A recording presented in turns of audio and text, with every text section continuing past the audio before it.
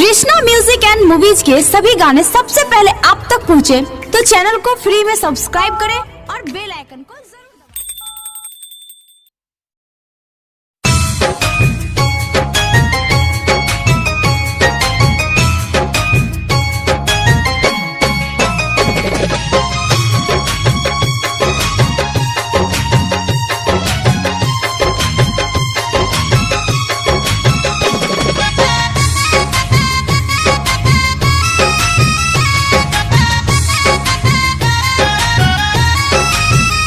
पाके तहरा के दुनिया भुलाई नहीं तू हमके भुला गइलू हो।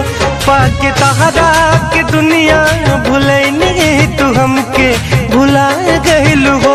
बीच रहिया में हो बीच रहिया में बीच रहिया में बहिया छोड़ा के तू कहवा परा गइलू हो।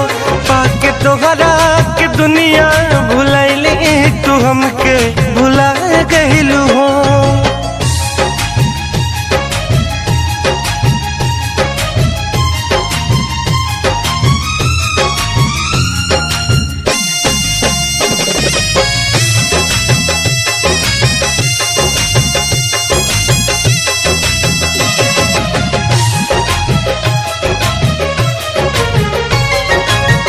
बगिया के झुलुआ नदिया के पानी कैसे भुला गइलू गोरी।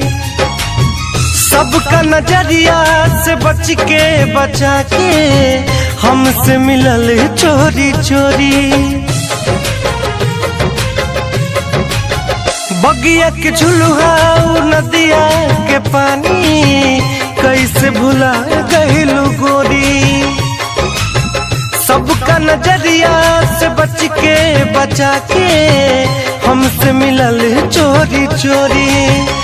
दिल के धड़कन में वो दिल के धड़कन में दिल के धड़कन में हमारा समा के तू दिल के दुखा गइलू हो। पाके तहरा के दुनिया भुलाइल